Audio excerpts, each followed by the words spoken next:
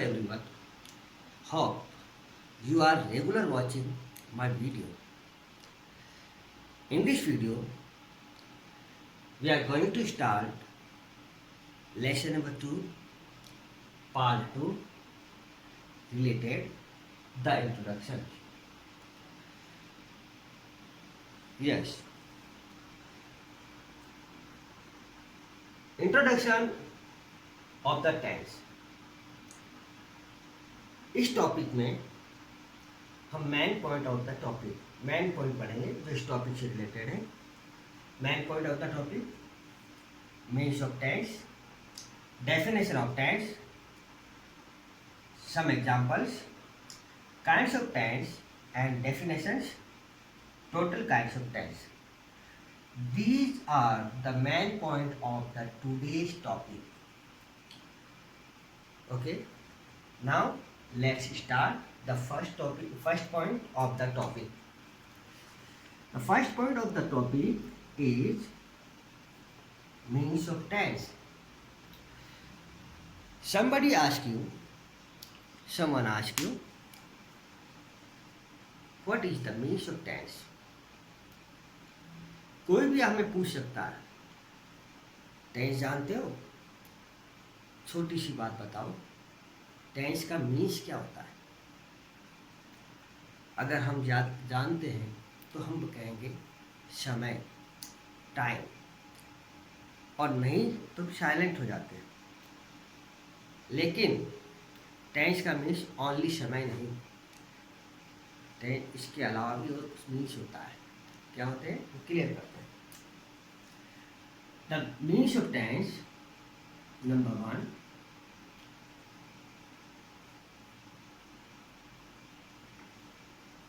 Tense means action of time. Tense means action of time.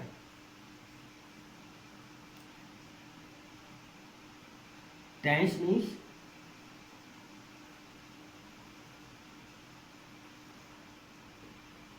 continuance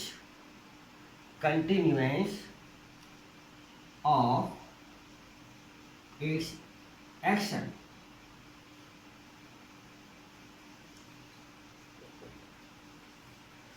One more means tense means completeness of its action. These are the means of tense. Tense इन्हीं बातों पे चलता है. Tense show करता है action of time, किसी काम को किस समय किया, ये टेंस से शो होता है. टेंस शो करता है कंटिन्यूएंस ऑफ इट्स एक्शन, किसी काम का लगातार चलने का को बताता है कि क्या वो एक्शन गोइंग ऑन है. कंप्लीटनेस ऑफ इस एक्शन, और टेंस से शो होता है कितनी मात्रा में, किस सीमा तक काम को किया गया. ओके, तो you can say tense means action of time, continuance of its action and completeness of its action. These are the meaning. Now next point, definition of tense. The tense is a form of verb that indicate the time, continuance or extent of its action. Now repeat with me. The tense is form of a verb. The tense is form of a verb that indicate the time को indicate करता, continuance और extent of its action. It is clear कि tense वो है जो time को show करे। Tense वो है जो काम के होने को बताए कि वो चल रहा है या नहीं चल रहा है, और एक्शन कितनी मात्रा में या किस सीमा तक हुआ है, वो टेंस से पता चलता है। This one is the first definition. One more definition, the tense is the form of the verb.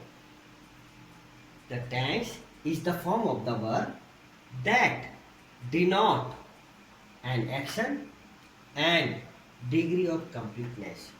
You can learn this one also, या फिर आप इसको याद कर सकते हैं या इसको, दोनों टेंस को क्लियर कर रहे हैं। क्या है?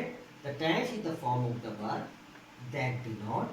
टेंस वर्ब की वो फॉर्म है जो इस बात का बोध कराता है, इस बात को बताता है कि डिनोट एन एक्शन, जो कार्य यानी काम का बोध कराता है, या फिर डिग्री ऑफ कंप्लीटनेस, या किसी काम की मात्रा या उसकी सीमा का बोध कराए, वो ही टेंस होता है।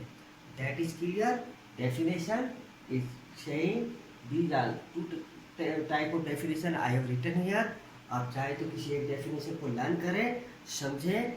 ओके, तो नेक्स्ट पॉइंट हमारा होगा एग्जाम्पल्स। एग्जाम्पल से हम नेक्स्ट पॉइंट को क्लियर कर रहे हैं। The child cries for milk. First example, the child cried for milk. Second example, the child will cry for milk. Third example, first example को हम लिखते हैं, the child cries for milk. In this sentence, the child is noun or subject. Subject of the sentence. And cries, main verb of the subject.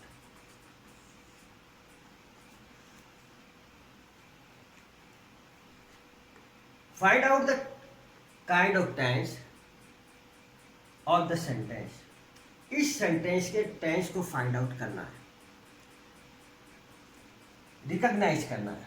और किसी भी sentence को के tense को रिकॉग्नाइज करना हो या उसकी पहचान करनी हो, तो हम इसकी रिकॉग्निशन करते हैं बाय मेन वर्ब और bye helping verb. Bye helping verb हम टेंस को रिकॉग्नाइज करेंगे, वो सेंटेंस किस टेंस में लिखा गया है। अगर हेल्पिंग वर्ब ना हो तो बाय मेन वर्ब भी हम टेंस की को रिकॉग्नाइज करेंगे, उसकी पहचान करेंगे। Now first sentence, cries. Cries is the first form of the verb, CRIE, cries. Cried is the first form of the verb. Verb की फर्स्ट फॉर्म है, और first form indicate the present form.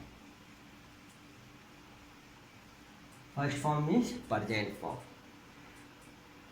First form used in present tense, so we can say that the first sentence is related to present tense. First sentence is related to present tense क्योंकि यहाँ हमने main verb की first form use की, और जब main verb की first form use होती है तो वो sentence present tense से related होता है। ओके, सब्जेक्ट सिंगुलर है तो आपने main verb की first form में ES यूज किया, और एस या ईएस प्रेजेंट इंडेफिनिट में ही यूज होता है अफर्मेटिव सेंटेंस में। Second sentence, the child cried for milk. Child subject of the sentence, cried main verb. Find out the tense of the sentence. Sentence का tense को find out करना कैसे करेंगे? By helping verb, by main verb. लेकिन helping verb here is not, यहाँ तो कोई helping verb नहीं है, तो फिर हम मेन वर्ब से फाइंड आउट करेंगे which tense used in this sentence. Cried is the second form, cried the second form of the verb, ये फर्स्ट फॉर्म थी, means past form of the verb. Verb से ही clear है, ये sentence past से related है। Sentence is written in past tense, sentence जो है पास्ट टेंस में लिखा है। क्लियर? तो फर्स्ट सेंटेंस प्रेजेंट टेंस से रिलेटेड क्योंकि फर्स्ट फॉर्म यूज हुई। सेकंड सेंटेंस पास्ट टेंस से रिलेटेड क्योंकि सेकंड फॉर्म यूज हुई। Now third, the child will cry for milk, this one is the subject of the sentence. Will cry, helping verb से ही clear है, will और shall future tense में use होता है। Will and shall helping verb show the future tense. Future tense की helping verb है, that is clear कि ये जो सेंटेंस है फ्यूचर टेंस से रिलेटेड है। All three sentences have written in present, past and future, means there are three kinds of tense। इसका मतलब ये होता है समय को हम तीन भागों में बांटते हैं, एक प्रेजेंट में, एक पास्ट में और एक फ्यूचर में।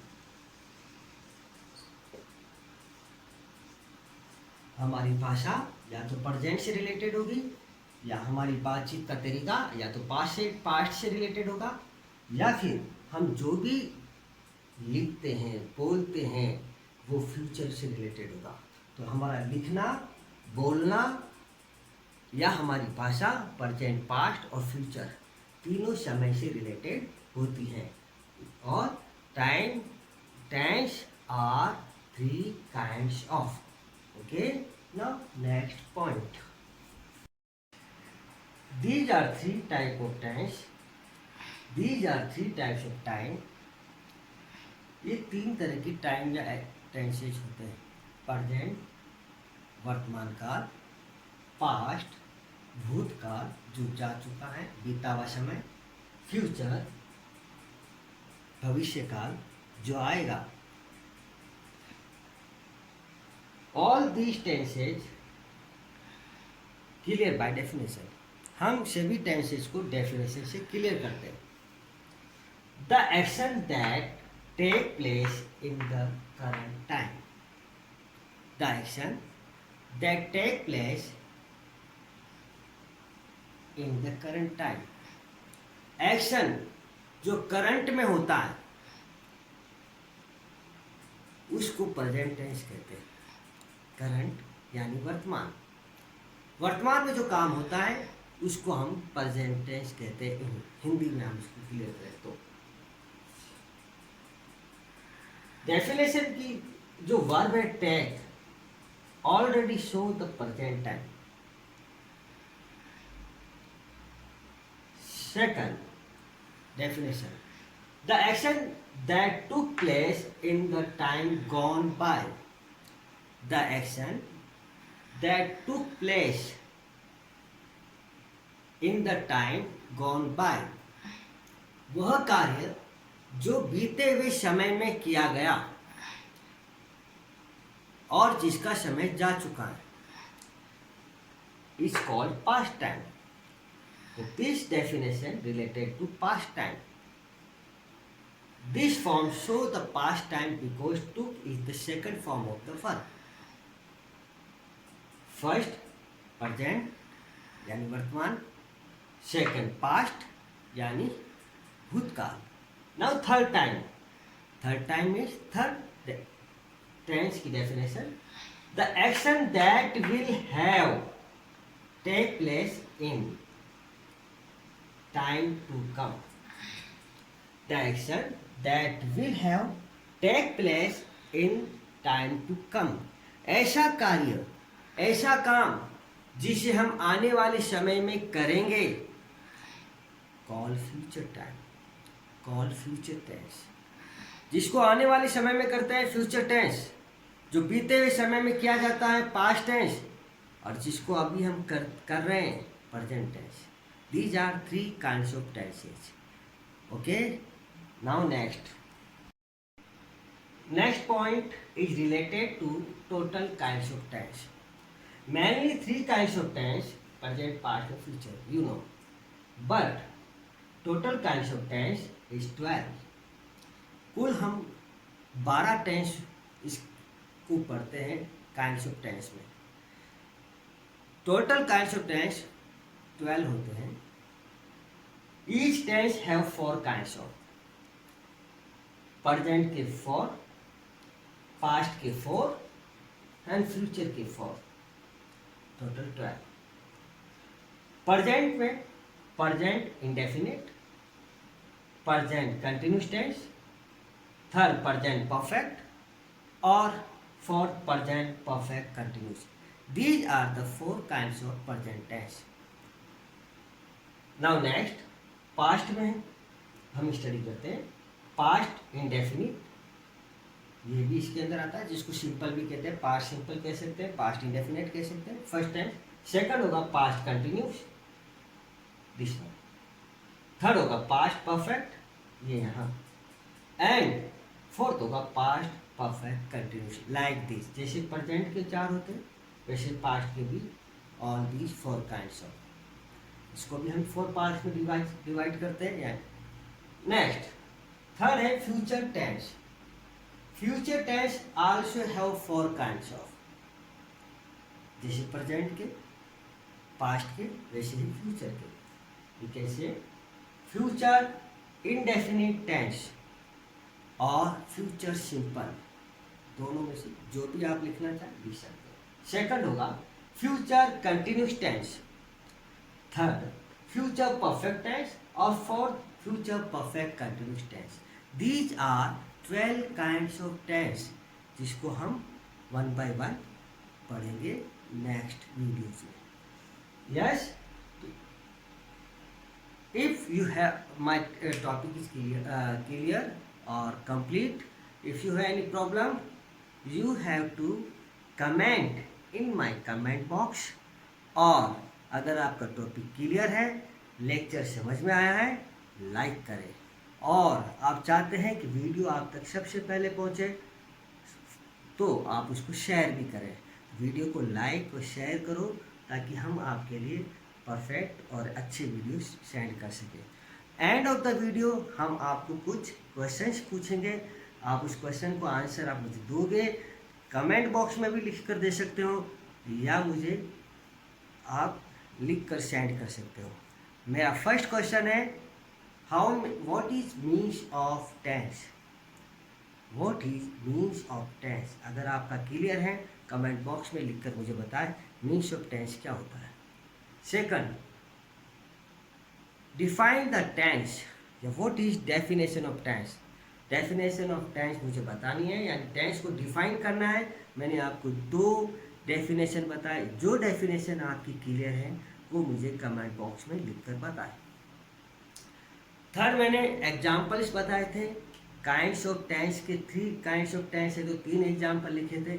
आप मुझे एग्जाम्पल से भी शो कर सकते हैं कि ये 3 तरह के एग्जाम्पल हैं और ये तीनों एग्जाम्पल शो करते हैं 3 type of tenses. And next था कि काइंड्स ऑफ टेंस के की definition. What is the definition of 3 type of tense. तीनों टेंस की डेफिनेशन क्या है। What is the definition of present tense, what is the definition of past tense and future tense, what is the definition future tense. तो present, past, future की मुझे, अगर आपकी definition clear है तो आप मुझे कमेंट्स बॉक्स में सेंड करें।